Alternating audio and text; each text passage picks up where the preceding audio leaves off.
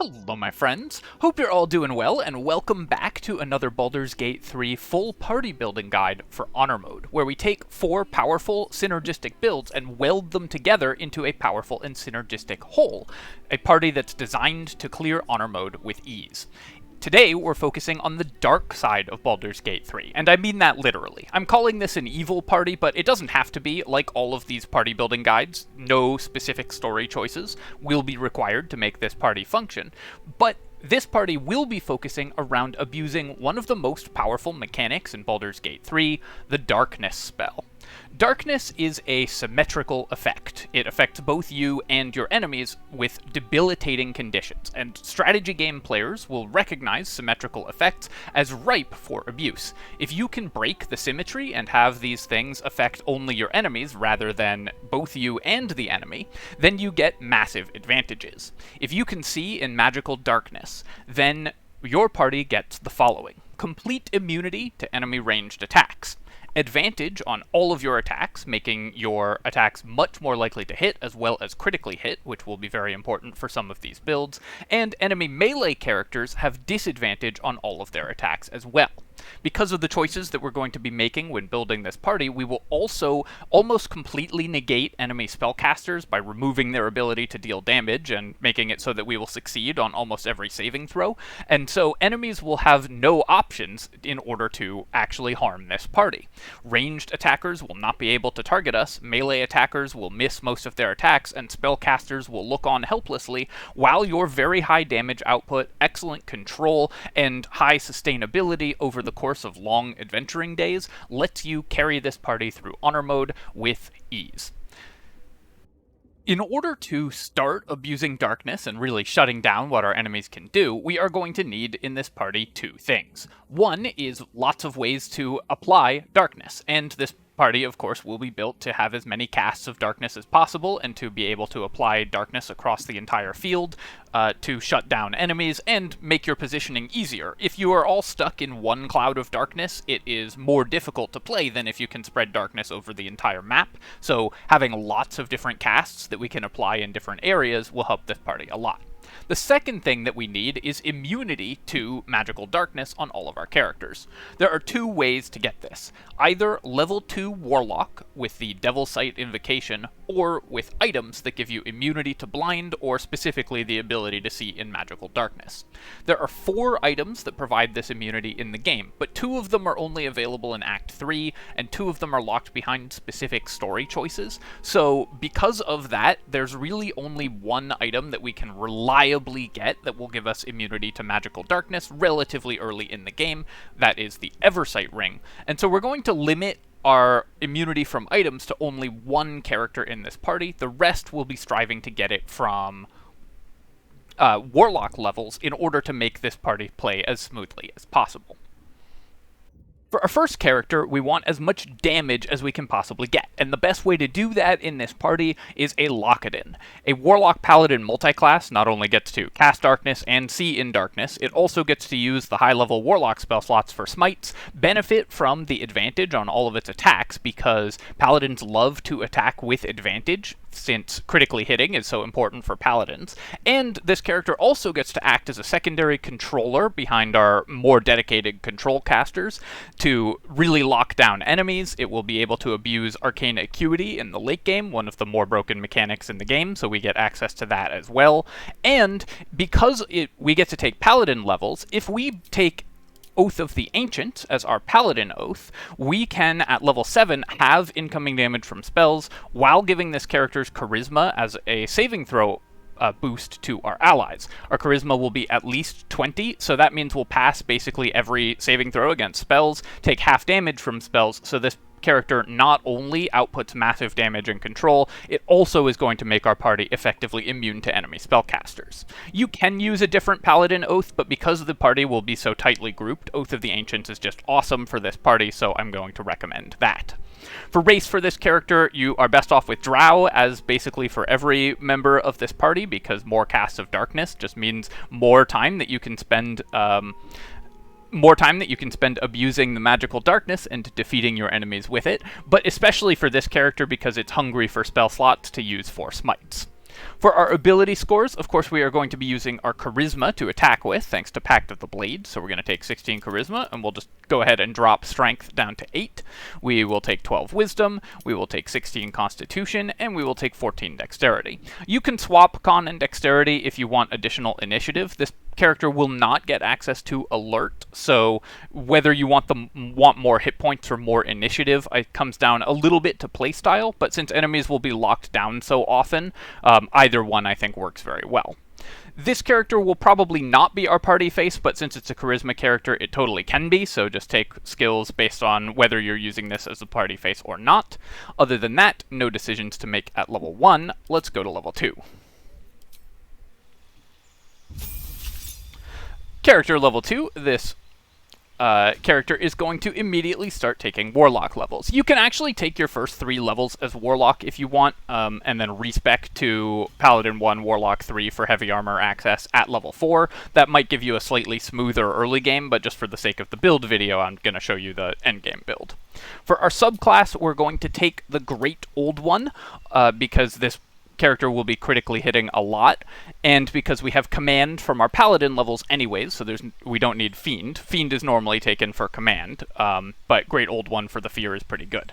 For the early game, it can actually be pretty good to take Archfey as well, so any of the Warlock subclasses can work, but Great Old One is probably the most optimal.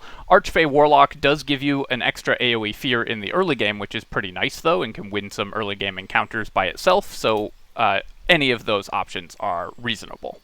For our spell selection here, we are going to take Dissonant Whispers and Hex, because those just give us the ability to fight as a Warlock in the early game. We're basically a heavy armored Warlock at level 2. And of course for our cantrip selection, we are going to take Eldritch Blast, and we are going to take Minor Illusion so that we have access to that in the party.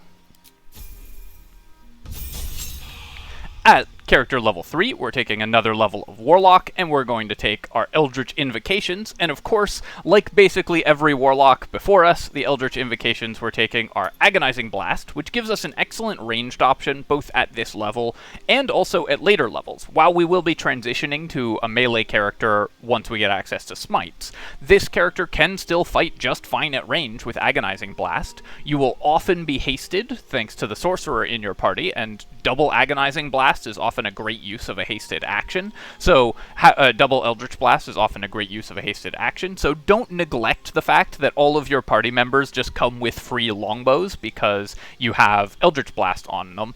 This party can act in melee and at range as a result. And of course, this is why we're here. We're taking Devil's Sight. This lets us see in darkness and is the whole reason for this party to be built at all. For our spell selection here, we're going to take Armor of Agathis, just lets you stay alive a little bit better, and then level up once again, and go to Warlock level 3, where we're going to take Pact of the Blade. This lets us now make melee attacks with our Charisma, so we no longer need our Strength at all. Obviously, we've been using this character as a ranged character up to this point, just firing off Eldritch Blasts, but now we can make melee attacks, so we can start using whatever powerful weapons we have access to. And for our spell selection, we of course are going to take Darkness.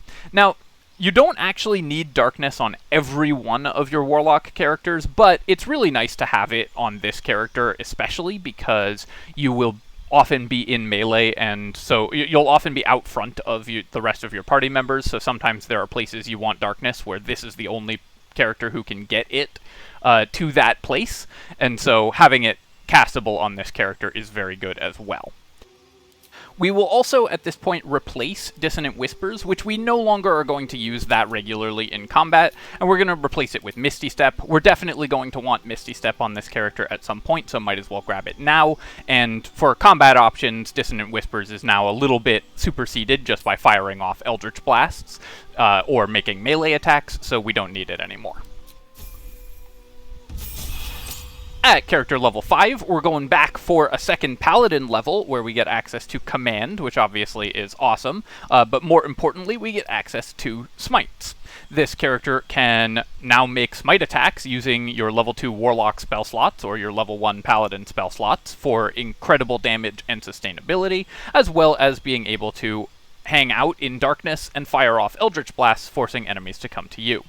We are going to take Great Weapon Fighting for this character because we want to be able to reroll the dice, and we'll most likely be using a two-handed weapon. Although, if you haven't found a two-handed weapon that you like at this point, you can still definitely be using a sword and shield, in which case you might want to go for defense or something like that as well.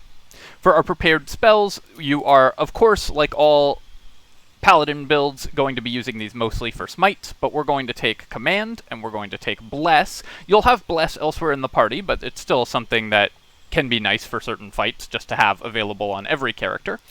Thunderous Smite can let you stack damage. You can spend this and a level 2 Smite to do even in the same attack to do even more damage. And then we'll just take situational spells like Shield of Faith and Protection from Good and Evil. At this next level, we are going to level up in Warlock because we want to get our extra attack as soon as possible, and this lets us get a feat. The feat that we're going to take is just additional charisma because that lets us hit more accurately with our weapons and do more damage with our Eldritch Blasts. For our cantrip selection here, we are going to pick up Bone Chill. Bone Chill is pretty nice to have for this character because it can, at this stage in the game, we're probably going into Act 2 fighting a lot of undead, and we can give them disadvantage on their attacks, so it's just a decent utility option. For our spell selection here, we are now going to pick up Hold Person. This will be useful later on when we get the Band of the Mystic Scoundrel on this character, who can use this alongside Hold Person to lock down a bunch of use that alongside Hold Person to lock down enemies as a bonus action. Other than that, no decision, so let's level up again, where we are hitting Warlock level 5, getting extra attack on with our packed weapon, allowing us to attack multiple times in a turn. We also get get level 3 spells, and like all Warlocks before us, at level 3 we're very happy to be able to pick up Hunger of Hadar. We're going to have 2 casts of Hunger of Hadar in this party, so you won't need it from this character every fight, and usually it's going to be your other Hunger of Hadar caster that's going to actually cast it, but having it available no matter what is extremely helpful. For our Eldritch Invocation, we are going to take Repelling Blast, because repositioning enemies is incredibly important, and just multiple copies of Repelling Blast is very useful as well. And then we are going to replace a spell at this point. We are no longer ever going to be concentrating on Hex. Spending that spell slot on Smites is just going to be more damage, basically no matter what, so we don't want to use Hex anymore, and we are going to replace that with Counterspell.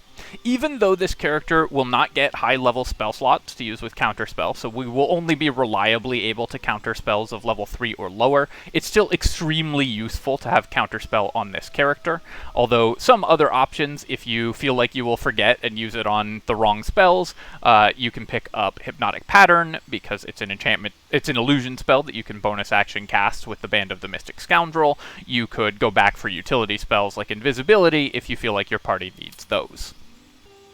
Next level, we are going back for more Paladin levels, because we want to get our Paladin aura. It was more important that we hit our level 5 Warlock as soon as possible for the extra attack, I think. You could save the Warlock levels for later and take the Paladin levels earlier if you want the aura, but I think that this leveling order gives you the smoothest level progression. At Paladin level 3, no major changes to make, so we go to level 4. And we're going to pick up a feat, and the feat that we're going to pick is an ability improvement for Charisma, of course, so that we can hit more accurately and more frequently. Paladin level 5 is notable because we now have Misty Step, so from Oath of the Ancients, so you can respec to replace this as a Warlock spell, and pick something else up that you might want. And then, of course, for our other prepared spells, there are no level 2 spells that we particularly need with this character. You can pick up, like, Lesser Restoration just for times when it's useful as an emergency option, but all of your spell slots are going to be used for Smites, and the ones that aren't used for Smites are used for Darkness or Hunger of Hadar, so your Paladin spells are not going to come up, except for Command, of course, which is obviously excellent. Paladin level 6, we get the Aura of Protection. It's also worth noting that if you're not playing on Honor mode, if you're on Tactician or below, when you hit Paladin level 5, you get a 3rd attack in a round, which obviously is awesome, so that's really good as well. Even on Honor mode, though, where you don't get the 3rd attack, it is very good to get the Paladin Aura, so I still like this level split. Aura of Protection gives your entire party +5 to all of their saving throws, making us succeed on any spell save that we might face, basically automatically. And then at Paladin level 7, we get the Aura of Warding, having damage from incoming spells. This is very helpful for the late game where enemy spellcasters are kind of the only threat. Enemy melee and ranged attackers we've completely shut down with Darkness, and so Aura of Warding turns off any remaining threat that might come to your character. And also, post level 12 in Act 3 is when you face the most dangerous spellcasters anyways, so it's really good to get Aura of Warding at this point. For items for this character, there's really only one important consideration, and that is that this character needs some initiative gear. Because this character does not get alert and is going to have either 14 or 16 dexterity, depending on your attribute spread, we need to increase our initiative significantly. You should gear this character as such, and so since no other character needs the Gloves of Dexterity, I would recommend putting them on this character to raise our dexterity to 18, give ourselves more initiative that way, and we can also get more initiative through our choice of weapons. It's not the highest damage weapon, but the Soulbreaker Greatsword makes an excellent weapon for this character, even not as a Githyanki, because +2 initiative is really powerful.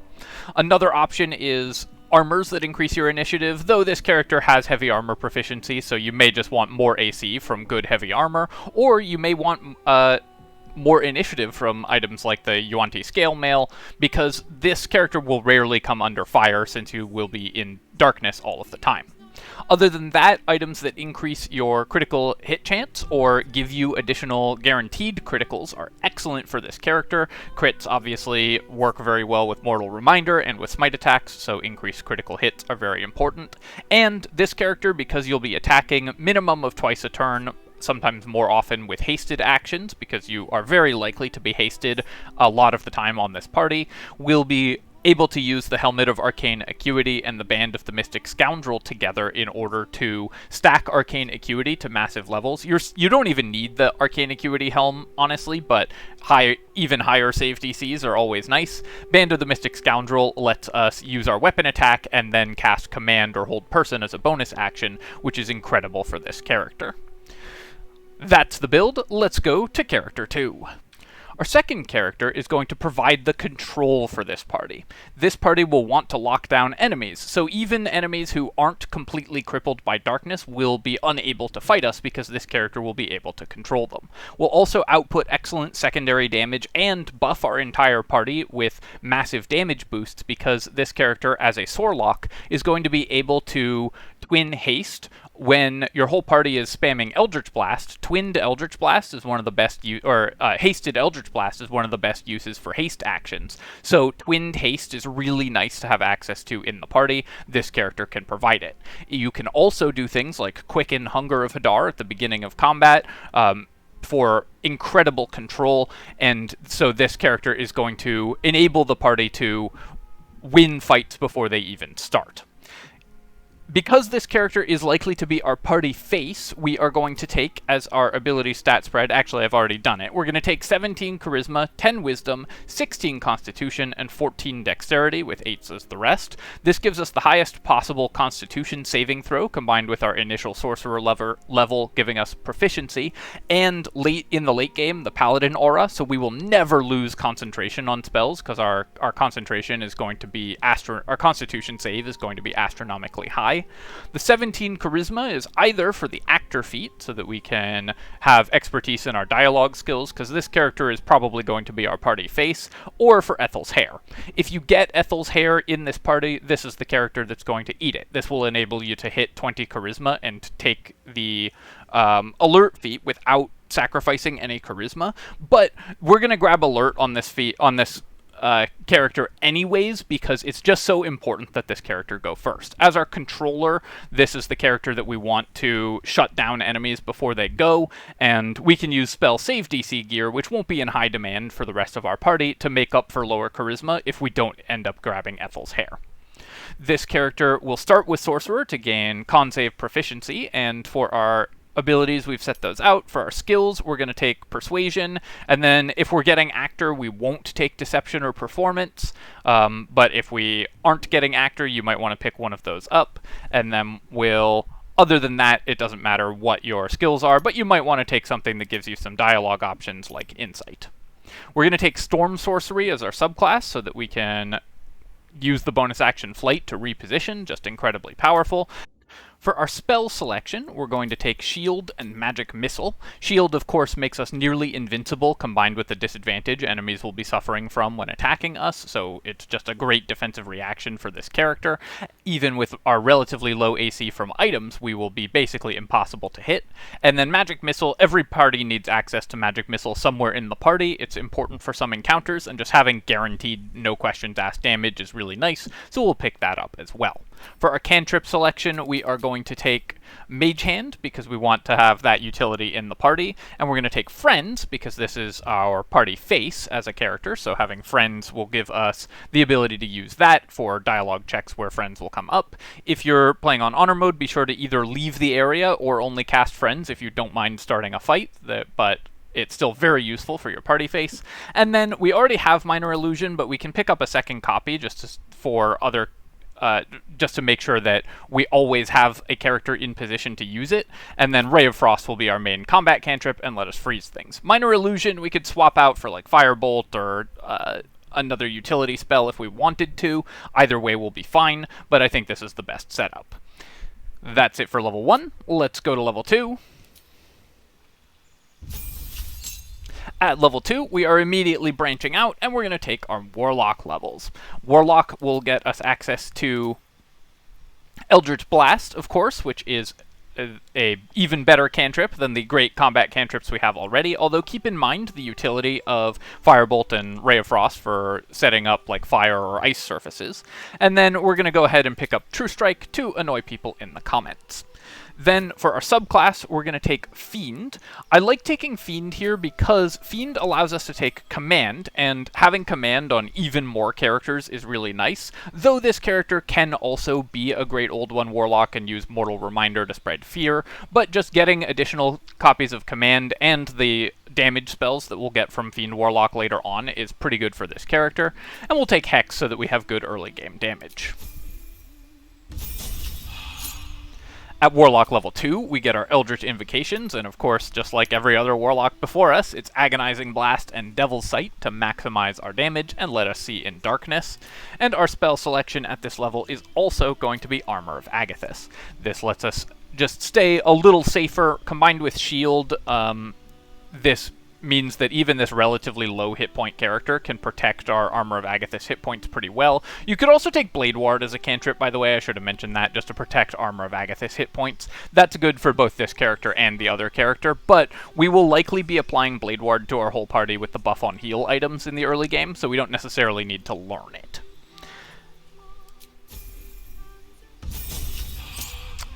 At the next Warlock level, we get our Pact boon, and the Pact that we are going to take here is going to be the Pact of the Tome.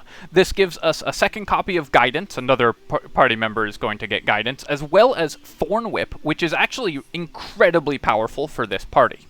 The ability to reposition enemies into our Hungers of Hadar over our Spike Growths, spoiler for what one of the other party members is going to be able to cast, and so on, is actually really nice. Vicious Mockery won't come up, but these two cantrips are really good already, and the other Pact of the Tome abilities are going to be pretty good as well.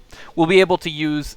You could take Pact of the Chain, but we'll be able to use the unique Story Familiar, and of course we're a ranged character, so we don't need Pact of the Blade. For our spell selection here, this character is also going to pick up Darkness, but we're also going to replace our spell immediately. We're going to replace Hex with Cloud of Daggers. Having a copy of Cloud of Daggers in this party is, of course, critically important, so having that available will give us quite a lot more additional damage. For combats where this character's not concentrating on darkness, Cloud of Daggers is one of the better things to be concentrating on. Now we've got excellent sustained range damage and darkness abuse on our two characters, but let's keep leveling up. And at Warlock level 4, we're going to take a feat. And for this character, the first feat that we're going to take is Alert. You could take Actor here if you really want the dialogue skills, but I really think it's so important that this character goes first in these combats. So getting Alert as early as possible, I think, is just going to make your run through Honor Mode much smoother. For our cantrip here, we could take Blade Ward now to protect our Armor of Agathis hit points if we want. And for our spell selection, we're going to grab Misty Step. That will, again, let us get out of trouble much more easily. No other things that we need to swap out, so let's move on to the next level. And at Warlock level 5, we get access to Hunger of Hadar. Because we are the Pact of the Tome Warlock, we also get access to Haste, which is, of course, excellent already, and will only get better once we start putting more levels into Sorcerer. And Call Lightning is... Animate Dead is great for the summons, and Call Lightning is not a 0 for this party either. We can use it just for sustained damage in these combats. This character is mostly going to be using Hunger of Hadar, though, for most of its... offensive capabilities, just blinding enemies. 2 hungers can cover the entire battlefield, basically, and we'll be able to shove enemies back into the hungers and so on. So all of those are very powerful as well. For our Eldritch Invocation here, we are also taking Repelling Blast, because pushing enemies back into Hunger of Hadar with this character and the other character is very important. And then we can consider replacing a spell for another level 3 spell. You can swap out Cloud of Daggers, because we're no longer likely to be using Cloud of Daggers at all, and pick up Counterspell or Fireball if you feel like you need a little more direct AoE damage. But Counterspell... just having multiple copies of Counterspell in a party makes you so much safer, so I like picking up Counterspell here at this level. At this next level, we are going to pick up another level of Sorcerer. This gives us access to Meta Magic, which obviously is incredible, especially because we now have 3rd level Warlock spell slots, so we can use our Sorcerer Meta Magic to adjust our Warlock spells. We're going to pick up Twin Spell, which is going to let us Twin Haste. You might be a little confused by this because we only have 2 Sorcerer levels. It costs 3 Sorcery points to Twin Haste, but we only have 2 sorcery points, but you can turn your spell slots into sorcery points, including your Warlock spell slots, so you can exceed your maximum sorcery points and still have enough to Twin Haste at this level.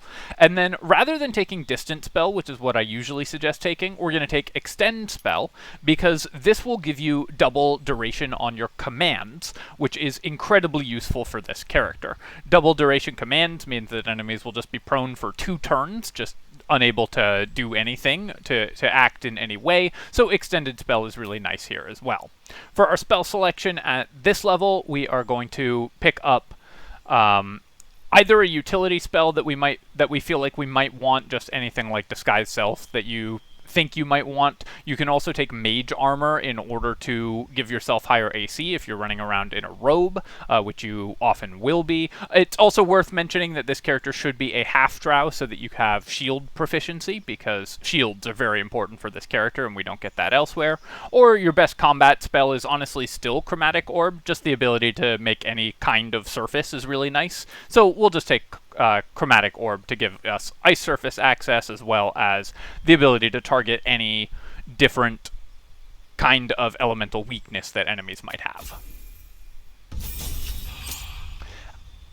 At Sorcerer level 3, we get access to Quicken Spell, which of course means that we can cast even more spells in a single turn, and 2nd level Sorcerer spells, which we've already got a lot of the best ones for Sorcerer. Normally you would take Misty Step and Cloud of Daggers at this point, but we're just going to pick up Scorching Ray. We didn't grab that from our Warlock levels, so Scorching Ray just gives us another direct damage option for this character. It's not the most important spell. You can pick up Enhance Ability for out-of-combat utility, for example, as well. There's a lot of different options here, and since our combat spells are mostly going to... our combat options are mostly going to be Eldritch Blasts, Hungers of Hadar, and so on, and commands, this is a little bit of a free pick, so you can take Scorching Ray if you feel like you need more direct damage, Enhance Ability if you need more utility, Invisibility, and so on.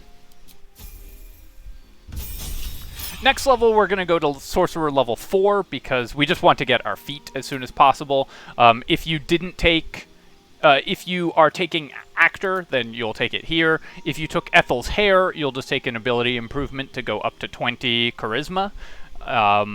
So either Actor or the ability improvement will get you to 20 Charisma. Will max out your Charisma, depending on whether you grabbed Ethel's Hair for this character or not. Obviously, this character runs a little more smoothly if you do take Ethel's Hair and go to 18 Charisma, but it won't make or break the character either way.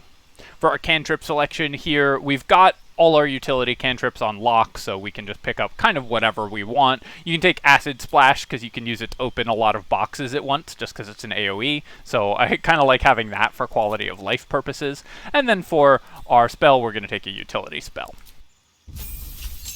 At this next level, rather than taking an additional level of Sorcerer, which would get us 3rd level Sorcerer spells, we're just going to go back to take more levels of Warlock. Our 3rd level spells are already mostly spent on Hunger of Hadar, Haste, and other Warlock spells, so we don't need the 3rd level Sorcerer spells immediately, and there are 4th level Warlock spells that we want to access as soon as possible. For our next spell level, we're going to pick up either Hypnotic Pattern or Fear, depending on whether we've gotten Hypnotic Pattern on our other Warlock. This is the best control spell overall, so this will be very helpful in general. And then at level 11, we can take 7th level of Warlock to get 4th level Warlock spells. There's a lot of 4th level Warlock spells that are really strong for us. In particular, because we're a Fiend Warlock, we get access to Wall of Fire. Wall of Fire just wins a lot of encounters all on its own, and so is very helpful to have in any party. And because we're now level 11, this character is almost never going to have to concentrate on Darkness. It's going to either be Wall of Fire or Hunger of Hadar, depending on the fight. But you will no longer have to concentrate on Darkness at all, because our 3rd character, which we're going to get into in a bit, at this level is going to be casting Darkness for free several times per turn, and so this character no longer will be responsible for putting out Darkness. For our Eldritch Invocation here, we're going to take Dreadful Word, which also gives us Confusion, so now we have all of the best crowd control options in the game.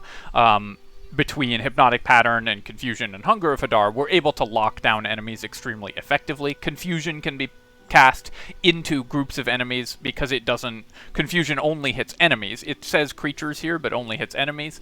So you can safely cast it into an intermixed fight of allies and enemies. If the enemies get on top of you, Confusion's one of the best ways to lock them down. It's not 100% reliable, but still extremely powerful, and very helpful because it doesn't hit allies.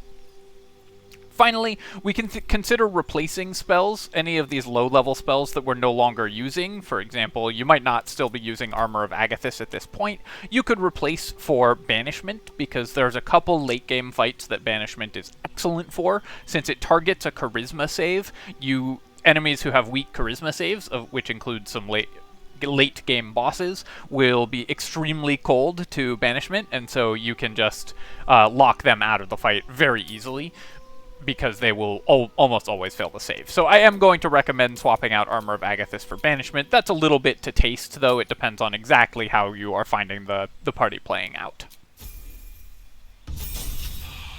Finally, at this next level, we have a choice. We can either take Warlock level 8, just to get our extra feat, or we can go to 3rd level Sorcerer spells for the extra sorcery point. I think overall, you're actually best off just getting the extra feat and taking an ability improvement, going to 20 Charisma. Even though it looks a little odd to end 2 casters on even level splits, just having Alert and 20 Charisma makes this character play out significantly smoother. If you're doing the Ethel's Hair version of this character, you can go to level 5 Sorcerer and get better casting, or you can simply take Warcaster just to maintain concentration even better. If you're finding you're ever dropping concentration, that's an option as well. But this party plays out pretty cleanly just by taking a 4-8 split with Sorcerer and Warlock. The 3rd level Sorcerer slots are not that important because you have 4th level Warlock slots. But again, this is going to depend a little bit on exactly what gear you have picked up and exactly what story choices you've made. So I want to mention both ways of building the character. For our spell selection at this level, you can take a utility spell.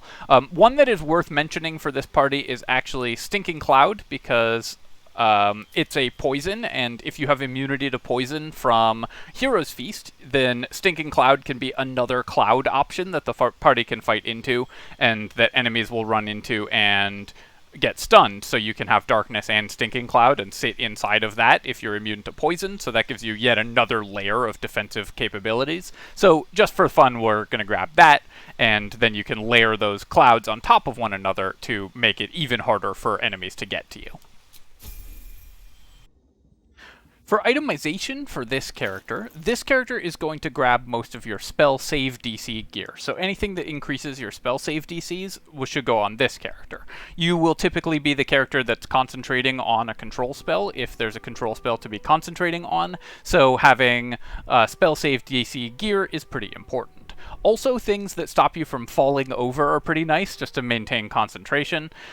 This character will also be your scrolls and illithid powers user, because you will have the highest charisma. So any boosts to charisma that you can get on this character, like the Birthright Hat is pretty good for this character as well. Any boosts to charisma will go on this character, because that will increase your spell save DC, as well as your Eldritch Blast damage, and you'll often be doing ranged Eldritch Blasts. And this character will carry Markahesh gear if you get that, because you will, again, just want this character to be your main spellcaster for items and scrolls and illithid powers, thanks to your very high spell save DCs and your very high charisma. Because you're a sorcerer, you get to use scrolls better than any other character. One scroll to keep an eye out for in particular is a scroll of Globe of Invulnerability. There's a bunch of fights that this will help you win, and this is one way that you can be even safer in some of the late game fights, where enemies not being able to target you obviously stops you from dying, but Globe of Invulnerability protects you from environmental damage as well in arenas that damage you, so that can be very helpful. If you have it, this character will wear the Potent Robe, but if you're playing this as an evil party, it's less likely that you'll be able to get the Potent Robe. If you don't have that, it doesn't really matter what you pick. Anything with a boost to spell save DC, any robe with a boost to spell save DC, or any light armor with a boost to initiative are both very good for this character. And because you're a half drow, you're going to want a shield, which I forgot to put in the character's inventory, so after a brief pause to add those, I will recommend that you take shields like Ketheric's shield or the Sentinel shield that increase initiative or spell save DC respectively. These shields will just give you more AC, make you a little bit tankier. Combined with shield and darkness, darkness works out to, for most melee enemies attacking you, like a -4 to their chance to hit. Shield is a -5 to their chance to hit. So even with 15 AC, this character will be relatively difficult to hit. And of course, you can increase that with mage armor and so on. So this character benefits a lot from having a shield, and that's why I recommend half drow for the character. All right, that's character number 2. Let's go to character number 3. So, we already have 2 amazing ways to abuse the darkness effect. Our other 2 characters are excellent at using darkness to gain advantages, and of course they can cast it themselves. But what if we could position darkness anywhere on the field without having to spend spell slots on it? That's where this character comes in. This character might look a little bit odd, but it's really powerful in a darkness party for 2 reasons. As a ranger, and we're going to go with a Beastmaster Ranger for this character, you get access to archery, of course, and the best way to apply darkness in the game that isn't a spell slot is the arrows of darkness. When you're spending an action firing an arrow, you want that arrow to do damage, so we want an archer character somewhere in this party so that we can use arrows of darkness both to place darkness on enemies and do damage with them. And as a Beastmaster Ranger at level 11, we get the Dire Raven Companion. The Dire Raven Companion has a free cast of darkness every single turn. When it flies, it leaves a cloud of darkness at the location that it flies to. So you are able to cast darkness for free every single turn with this character. Now, because we have to hit level 11 Ranger in order to get the free spammable darkness from our familiar, which is, of course, incredibly powerful, and we do want to do that, that means that we won't be able to fit 2 levels of Warlock into the build, so that's why this character is going to equip the Eversight Ring. The Eversight Ring makes you immune to blind, so when you're standing in darkness, you do not suffer the penalties of darkness. It won't let you fire into the middle of a darkness cloud that you're not in, so you do have to be a little bit careful with your position positioning, or just have this character make its attacks before casting darkness spells. But the ability to just do solid, consistent damage and have so many while casting darkness with darkness arrows and have spammable darkness in the late game makes a Beastmaster Ranger an incredible addition to this party. It also, because it's such a strong early game character, is pretty nice, because our previous two builds really want to be like level 4 before they start getting a lot, but an archer is good right from the beginning of the game, and a monoclass character doesn't suffer from any of the delayed leveling that the multi-class characters we've built already. So this can be your carry for the first 3 or 4 levels of the game, and will give you a much smoother experience when playing through the game. So the Beastmaster Ranger, as an addition to this party, is one I like a lot. For our ability score selection, we get away with the very greedy attribute spread, because this character is fully single attribute dependent. We only really care about our dexterity, so we're just going to go ahead and take 17 dexterity, 16 constitution, and 15 wisdom. This is the highest 3 attribute points we can get, and then we'll later use an ability score improvement to even out these stats to even numbers. I always get this question whenever I use this stat spread.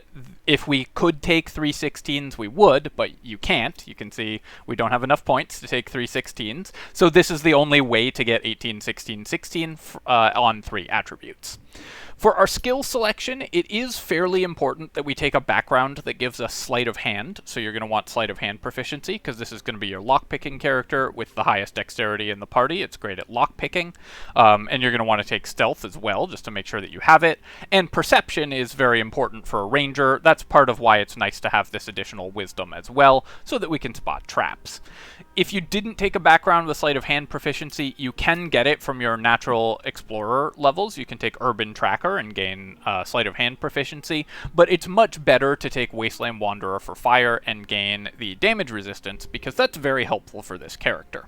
Rangers are deceptively tanky. They have the same hit die progression, the same hit points per level as a fighter, and they will have very high AC because of their dexterity, and you can wield a bow and a shield at the same time, and Rangers have shield proficiency by default and everything.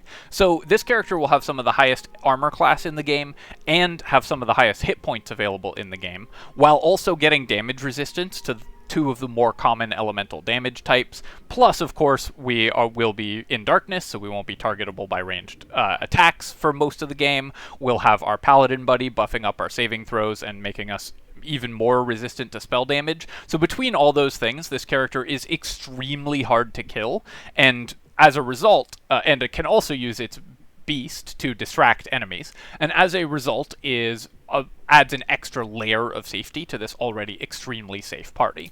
For our favored enemy here, it doesn't really matter what we pick. Ranger Knight is probably most optimal. You can take Bounty Hunter and use Ensnaring Strike for the early game, but there's a couple pieces of heavy armor you might consider equipping. So Ranger Knight just gives you a little bit more optionality in terms of your equipment. And then other than that, no decisions to make, so let's go to level 2. At character level 2, we are going to take a fighting style, and of course we're going to take archery, because this is a ranged character. And for our spell selection here, we're going to take Hunter's Mark, and we're going to take Longstrider. Longstrider is a critically important utility spell. Every party needs access to Longstrider, so picking that up is very helpful for this character, and for the party as a whole, and make sure that we have access to Longstrider here. Getting these utility spells that are rituals and don't cost you spell slots just makes your whole party so much more effective. Ranger level 3, we are of course taking Beastmaster Ranger and getting access to our Beast Summon. All of the beasts are very useful, although they won't be able... only the Dire Raven at level 11 is immune to blind, so they won't be able to fight in the darkness clouds that effectively. This character is going to play with its beast sort of behind the rest of the party, acting as a distraction, trying to pull enemies towards you, and so you yourself are going to be dipping in and out of the darkness cloud, leaving the darkness, firing, moving back into darkness to become immune to ranged enemies. So between those two things, your beast is going to be able to distract enemies a lot. You can move it up to harass ranged enemies in melee. Gives you a lot of extra options. If you don't like playing with the beast in the early game, you can level this character as a Gloomstalker, but Beastmaster Ranger is so fun and so powerful for this party that I recommend it. For our spell selection here, we're just going to take Enhanced Leap. It's another important ritual spell. If you Enhance Leap your entire party's jump distance, then they basically all get free Misty Step every turn, so it's just very useful. You can cast this for free out of combat, or before combat starts, so that your party has a lot more positioning, and you want Enhanced Leap somewhere available in the party. And then for our level 4 feat, we are of course going to take Sharpshooter.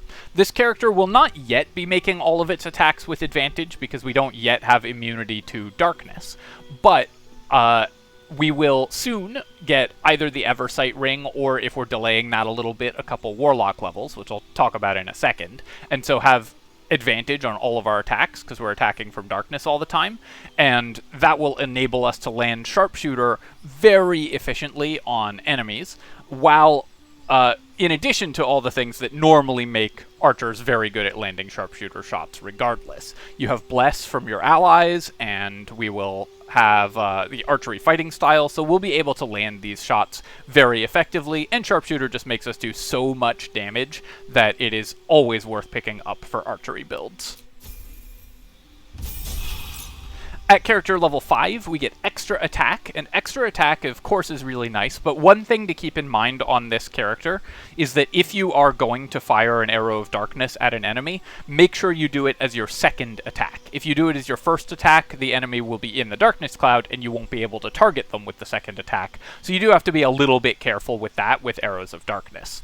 We also get to improve our beast. They get a little bit better at fighting, and we get access to second level spells. There are 2 second level spells that are really good for this character. One is Spike Growth, which is a premier spell for trapping enemies inside of Hunger of Hadar. We'll already have this from our 4th character, but a second copy never goes amiss. And the other is Silence, because enemies who are trapped inside Hunger of Hadar, one of the only ways they can get out is through teleports and stuff. Silence prevents that. So with Hunger of Hadar, Spike Growth, and Silence layered on top of one another, you have fully shut down basically every enemy in the game. So I'm going to recommend that we pick up Silence at this level, but we're going to get Silence or Spike Growth at this level and next level regardless, because they're just so powerful for this character. An alternate option, if you want to do greater invisibility stuff, is to pick up Pass Without Trace. That does give you a few more, one more broken thing that you can do. If you have like scrolls of greater invisibility, you can use them with Pass Without Trace to make a bunch of stealth attacks before combat starts. But this party honestly doesn't need that because enemies won't be able to fight back in most circumstances anyways. Before we go to level 6, we do have to ask ourselves a question. Are we close to getting the Eversight Ring? If we are still in Act 1, have a lot of Act 1 left to do, and you want to finish Act 1, then after getting level 5 and getting extra attack and all that, you will want to branch out and just take 2 levels of Warlock so that you get blind immunity as soon as possible, because having that at this level is going to be really important, so you are going to want to take that early. If we're close to Act 2 and are able to pick up the Eversight Ring soon, so if we have already entered Act 2 or are on our way to do so, then you're just going to keep leveling in Ranger. Either way, once you get the Eversight Ring, you're going to respec back to a monoclass Ranger, because of course we need to pick up Ranger level 11, but I do want to mention that this is the point where I would grab 2 Warlock levels in order to get the Devilsight Invocation if you aren't close to the Eversight Ring. So, just keep that in mind. At Ranger level 6, though, we're going to get another favored enemy. It doesn't really matter what we pick here. We're just going to take Mage Breaker because True Strike is just so powerful, and I have to take it in every video. I'm contractually obligated. And then we are going to pick up our second Natural Explorer resistance and pick up Wasteland Wanderer for cold. All of these common damage resistances are going to be incredibly helpful for the party going forward, so it's very useful to be able to do that. We could replace a spell at this point and pick up another spell that we might want. Like we could replace one of our low-level spells like Hunter's Mark with Spike Growth, and I'm going to recommend doing that because you're less likely to concentrate on Hunter's Mark at this point and more likely to concentrate on Spike Growth. But if you're still using Hunter's Mark, just keep that. At Ranger level 7, we get access to Dash, Disengage, and Help as a bonus action on our Animal Companion, which is actually extremely useful. It means they can move, attack, and then bonus action dash back into the Darkness Cloud to defend them. They will be blinded, but that will make them immune to ranged attacks. Or they can dash up next to enemies just to threaten them in melee. Here we're going to pick up you can pick up Pass Without Trace or Protection from Poison, or you could just keep Hunter's Mark for these couple levels just because it does increase your damage. Either way seems pretty good to me. Ranger level 8, we get a feat, and we finally get to get rid of those odd numbers that have been bugging everyone this whole time. And then that's it for Ranger level 8. And at Ranger level 9, we get access to 3rd level spells, which are pretty useful as well. There's a couple here that we really like. Plant Growth is pretty nice for us, although again we will have that from our 4th party member already, but the option is definitely there. So I'm going to suggest taking it just because being able to cast it with this character when the other character doesn't want to cast it gives you a little bit of redundancy, makes it a little easier for your party to always have Plant Growth going, and Plant Growth is really powerful to have going under Hunger of Hadar. Between Plant Growth, Silence, Spike Growth, Hunger of Hadar, and so on, you have a lot of options for locking enemies in these hazardous effects, while you are also incapable of being hit by them because of the darkness abuse. So all of these work together to make this party fearsome both on offense and defense, really stopping your enemies from ever having an option to hurt you. At Ranger level 10, we get another favored enemy pick, so we're going to pick up whatever, just anything for flavor, and then we'll take Wasteland Wanderer for poison. Just giving us all of the damage resistances is pretty nice. And then at Ranger level 11, we get what we're here for. Not only do our animal companions get an extra attack, they also get access to the incredibly powerful late-game animal companion types, and the Dire Raven is so strong at level 11 because it can cast Darkness every single turn. For our spell selection, there's nothing that we particularly need. You can just take a utility spell. And then finally, at Ranger level 12, at character level 12, we're just going to take our last level of Ranger. You could do a 1-level dip into a couple other options. You could take War Cleric for a bonus action attack, for example, is pretty useful for some bonus action attacks, and some Cleric utility is pretty useful. Or you could take Fighter for another fighting style, but just increasing our dexterity to 12 or to 20 is going to be the best overall, and this character just gets to play as a monoclass ranger. A lot of people, for some reason, seem to think that monoclass ranger is not competitive on honor mode, and that's obviously untrue. And this party is part of why, because this character is so powerful and so abusive in this party because of the free cast of darkness, the ability to use arrows of darkness. This character will wreck alongside the darkness abuse from this party. To use this character, it's very important to understand exactly how the Dire Raven's Darkness effect actually works. It uses its movement speed to cast. So when you cast Fly up to 60 feet, so a very long range, and of course it's flying, so you can move around obstacles and everything, it just casts Darkness wherever it lands. That means that you're using your movement speed to cast a level 2 spell, and you are just doing that every single turn for free. So you get tremendous longevity out of this, as well as the ability to spread darkness all over the map. In combination with arrows of darkness that this character can fire, you will be able to do at least 2 free casts of darkness per turn from this character, which enables your other characters to spend their spell slots on other things. Obviously, those other characters can still cast darkness themselves, and if your whole party is Drow, you get even more casts of darkness every turn, but the fact that this provides it for free is extremely powerful. It's also worth noting that once this guy is level 11, the Ranger, the Raven Companion is immune to its own blinds and the blinds of the rest of your party. It's also flying, so it can fly over Plant Growth and Spike Growth with impunity. So it gives you gives you a lot of options for threatening enemies. In the early game, you're probably going to want to use the Spider Companion, just because the ranged web shooting is very powerful in the early game and wins a lot of early game fights, but in the end game, of course, you're going for the Raven. For items for this character, you're going to gear just like basically any other archer. You want the highest damage bow that you can find, being either the Titan String Bow plus an elixir, because the Titan String Bow lets you add your strength modifier to your damage. So Titan String Bow plus an elixir of Hill or Cloud Giant Strength is very powerful for this character, or just wielding the Club of Hill Giant Strength in your main hand can be very useful as well. Or you can use the Deadshot. You won't need the hit bonus as much as many other characters do for the Deadshot, and so I recommend using the Titan String Bow plus the elixir combo, and then you can actually have the Deadshot equipped on your Paladin to increase their critical hit chance, and that gives you just some additional efficiency for your party. You, of course, also need Arrows of Darkness for this character, because you need to be able to fire those in order to spread darkness, and you need the Eversight Ring as soon as you can get it. This is available in Act 2, and is the first of the blind immunity items that you'll have access to. The Eversight Ring doesn't let you shoot into clouds of darkness, but later in the game, you'll be able to upgrade to the Helldusk Helmet, which actually lets you see in magical darkness, so you can shoot into clouds of darkness when you equip the Helldusk Helmet. This is only available if you take certain story choices, but the Helldusk Helmet is an upgrade to the Eversight Ring, so in Act 3, when you get access to it, you are going to want to swap to the Helldusk Helmet.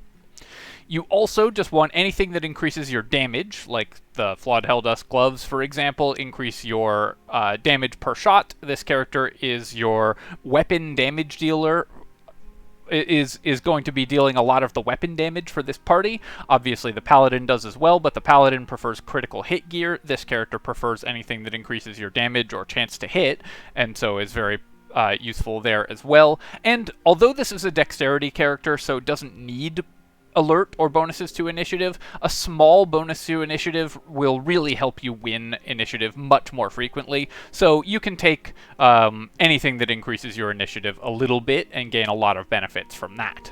You can also benefit from stuff like the Knife of the Undermountain King, which your Paladin won't be able to use to increase your critical hit chance, so that can be the weapon that you have equipped alongside a shield to increase your armor class very high.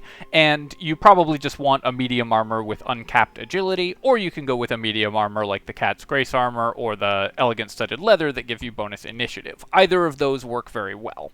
This character is very flexible in terms of gear, doesn't need too much specific other than the blind immunity and the darkness arrows and a bow, so you can put the best pieces of gear that you have that don't fit elsewhere in your party onto this character to gain benefits from them. Alright, that's character number 3. Let's move on to number 4. Our fourth character is going to be another monoclass character, and this is going to be a character that might at first glance look a little odd for inclusion in this darkness-focused party. However, this party will have such immense synergy with what this character wants to do, and it fills roles that this party doesn't otherwise have access to so well, that I think that this character that's a little bit easy to overlook for this party provides so much synergy, utility, and power that I think it is the best pick for this party by far. I'm talking about a somewhat underrated class, in my opinion, the Nature Domain Cleric. Nature Cleric gets 2 things that are awesome for this party. Well, 3 things. Firstly, obviously, you get all of the awesome things that clerics already get to do, because you get to add in a bunch of other broken mechanics, like Radiant Orb and Reverberation stacking. You get the incredible utility of just having a cleric in your party with cleric casting. But also, Nature Cleric is a really early game focused character. Shillelagh gives you reliable damage from levels 1 to 3 when this party is actually struggling a little bit with reliable damage because your 2 warlocks haven't yet come online at level 2. Whacking things with Shillelagh is very respectable damage at level 2, and at level 3 you get Spike Growth, at level 5 you get Plant Growth and Sleet Storm. All of those options are extremely helpful for locking down enemies inside Hunger of Hadar. Hunger of Hadar is one of the most debilitating effects in the game, but the problem is enemies can leave. Nature Cleric gets spells that stop enemies from leaving while also getting all of the cleric goodies that are so powerful for this party. So you get to get the best of both worlds. You could take a druid for the Spike Growth and Sleet Storm or so on, or just wait for your ranger levels, but getting it this early means that you can have Spike Growth, which is really nice to get at level 3. It just solos a bunch of level 3 encounters as early as possible, while not giving up the incredible power of Cleric. So I think you will find that this character has immense synergy with what this party is trying to do, even if that seems like it might not be an intuitive conclusion or an intuitive inclusion of this character at first. Also, from a flavor and mechanics standpoint, it's kind of nice to have a cleric to bring Shadowheart if you want to have this party do her darkness-focused storyline. Since this is a darkness-focused party, I think that is unlikely. That's likely to be a fairly common story choice. Obviously, these parties are all designed not to require specific story choices, but I suspect that won't be an uncommon one for a darkness-focused honor mode party. So having a cleric for flavor reasons is nice as well, but mostly it's for the mechanical power. For our Nature Domain Cleric, we are going to obviously take Shillelagh as our first cantrip. That gives us early game damage, so we can use a staff to just whack things for levels 1 to 2, and the consistent damage that provides is excellent. For our ability score selection, we are going to go with the greediest possible ability scores, and we're going to take 17 Wisdom, 16 Constitution, and 15 Dexterity here to maintain concentration on spells. You could also, again, take 14 Dex, 16 Wisdom, and 12 Strength if you're worried about your jump distance and carry weight. That won't hurt the character over much, but the additional point of initiative will be very useful on into the later game.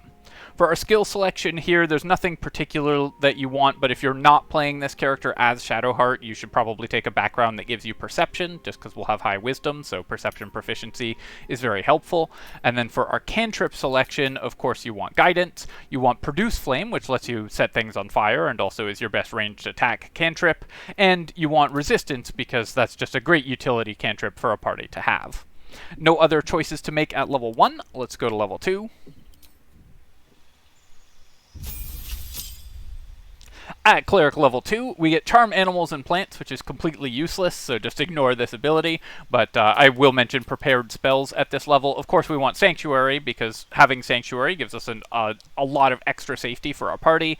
We get yet another copy of Command, which is awesome. We can just command enemies to fall over constantly. Bless, Healing Word, and Guiding Bolt to round out our combat options. Bless, of course, is still very useful, even if later we're going to be using the buff on heal items on this character, probably.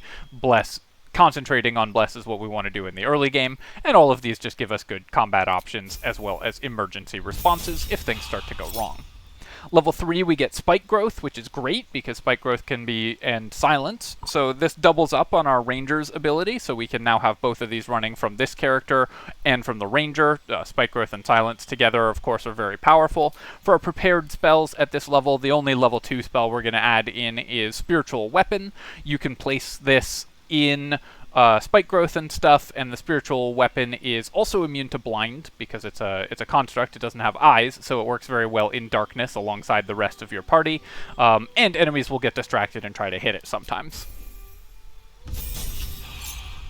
Character level 4, we get our first feat, and the feat that we are going to take is Alert. As with most spellcasters, going first is incredibly powerful, and the more copies of Alert you get in your party, the better. This is an Honor Mode party which has fewer copies of Alert than just about any other Honor Mode party I would suggest, so it's very important that we get this early. For our cantrip selection here, we can take Blade Ward in case this character gets out of position. You can take Light, although you have copies of Light elsewhere in the party, so you don't really need it. Or you can take Sacred Flame just so you have a cantrip option that doesn't target an enemy that isn't an attack roll. If you really need to just do some damage, it gives you just a little bit more optionality in terms of how you're doing that.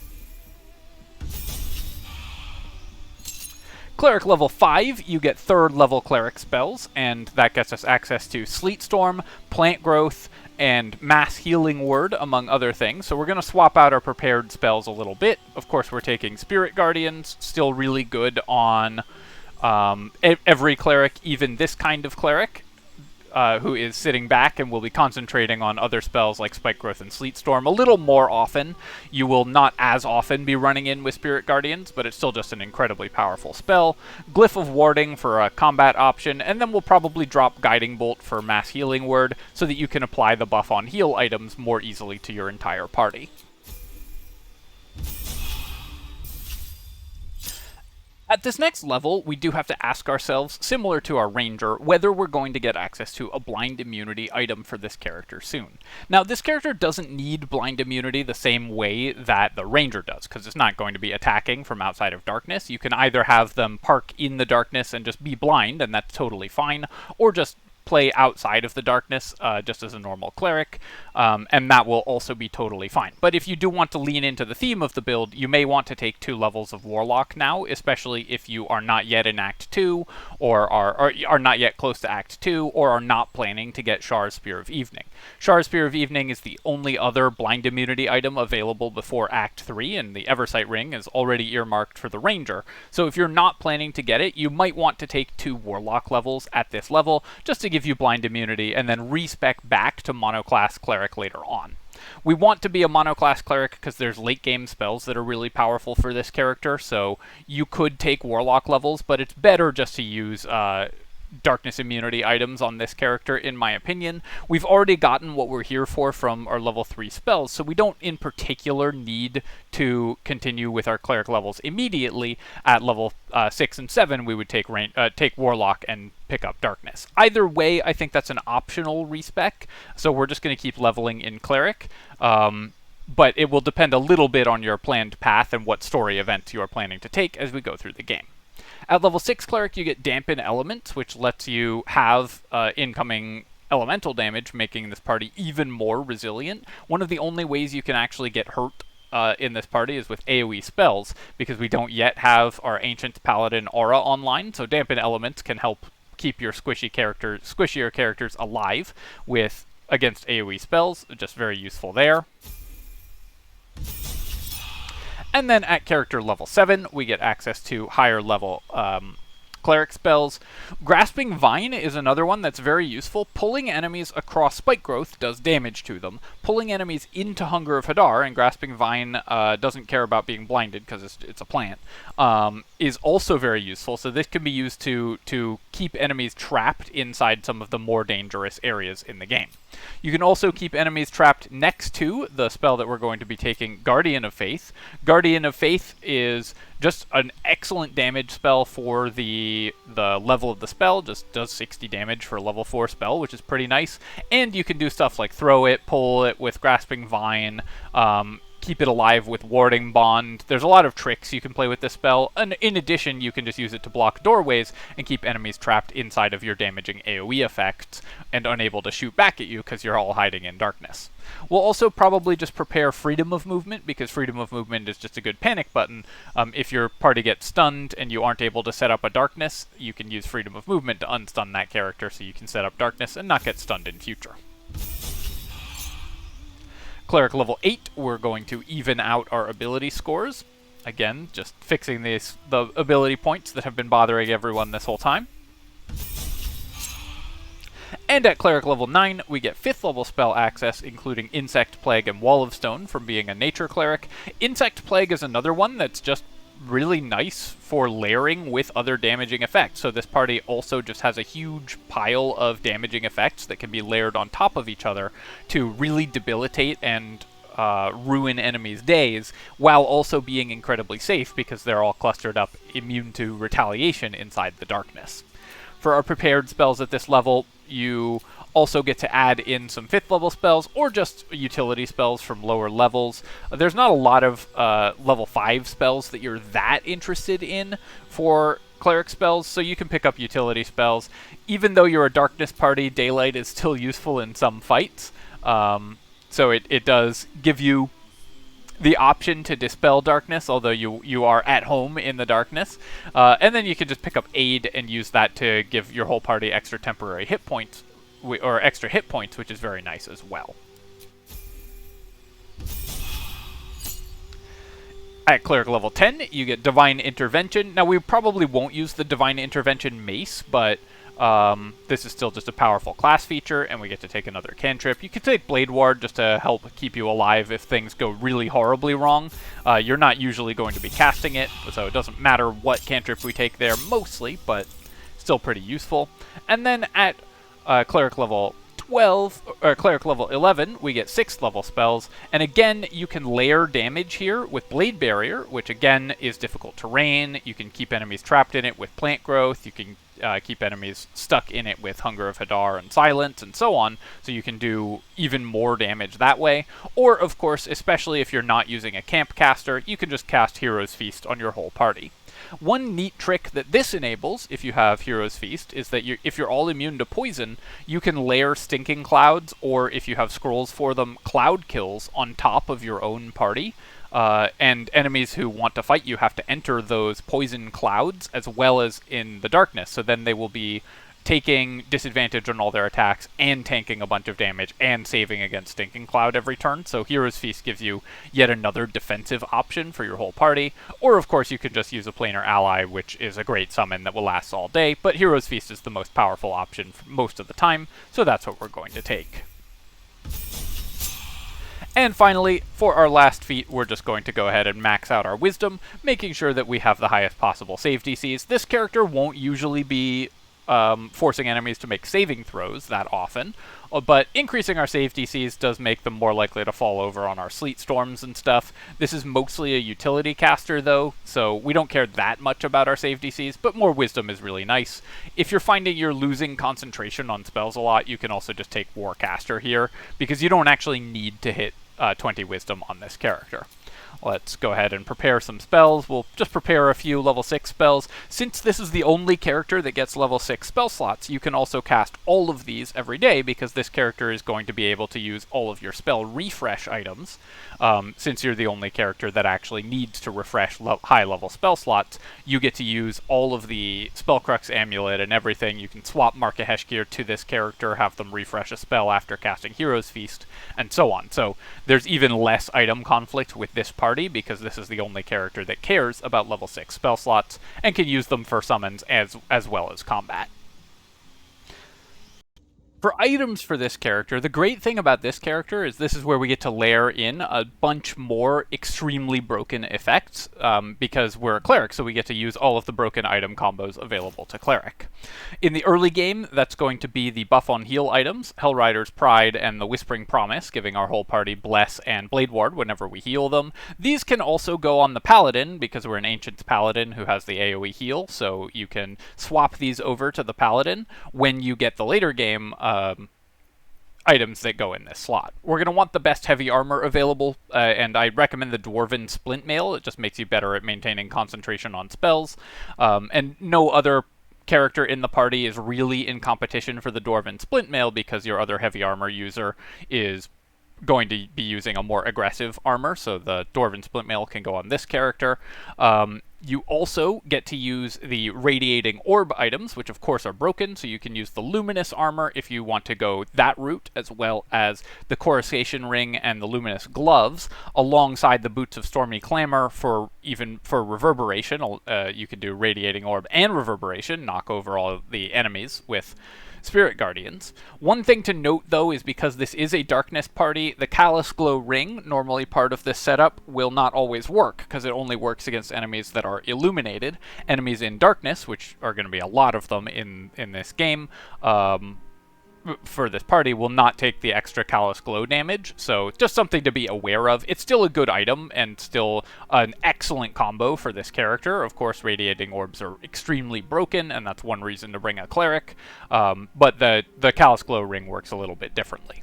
We also, of course, need a blind immunity item for this character, and in the late game, that's going to be the Steel Watcher Helmet. That just gives you blind immunity, so you can sit in darkness with impunity. Of course, Shar's Spear of Evening, if you took that story route, is another option for this character as well. Though, once you get the Steel Watcher Helmet, you may just want this on your Paladin, because the Spear of Evening is just a great weapon for this character. You'll always have advantage on your saving throw, on your attack rolls anyways, and that character's already immune to blind, but the ability to just have you use the Edge of Darkness option on your Paladin and have them just get a bunch of casts of darkness as well is pretty nice for this party, so that's another option in terms of equipment. For the early game, before you get the spear though, I highly recommend that you consider the Staff of Arcane Blessing for this character. With 2 Warlocks in the party, the extra 1d4 to spell attack rolls is insanely powerful. Even though all of your attacks are mostly made with advantage, this means that your Eldritch Blast will just never ever miss, which of course is excellent. Finally, you're going to want a good shield. Something with initiative or spell save DC, whatever you're not using on your other character with a shield of the Sentinel or Ketheric's shield is going to go on this character. Also, any items that let you restore spell slots, like the Spellcrux Amulet, of course, are going to be useful for this character as well, so you can cast Hero's Feast and then another 6th level spell. And finally, you definitely want some way to Misty Step on this character, because you don't otherwise have that, and getting access to Misty Step on every character is very important, especially a Cleric who really needs to be able to reposition sometimes. So anything that lets you do that is extremely useful for this character as well. Alright, my friends, I hope that you have enjoyed this look at the darkness-focused party. I think that this build is incredibly fun and incredibly powerful. This is one of the safest ways to play Honor Mode because enemies just won't be able to do anything. You're going to find that the AI often just skips its turn in confusion when you're all hiding in a darkness cloud. Not as much as they used to during beta, but it will still happen sometimes that the enemy just doesn't take a turn because they have nothing relevant that they can do. And this party is very powerful. So happy evil doing, and if you have enjoyed the video, of course, feel free to leave a comment and like the video. Both of those things help me out a ton with the algorithm, and I do read every comment that I get, so if you have anything that you want me to see, then definitely leave it in a comment below. I don't have time to answer them all anymore, unfortunately, but I do read them all, so you know that I will read it if you write it. And of course you can subscribe to my channel for more of this and other strategy game content. Cheers, folks. I'll catch you next time.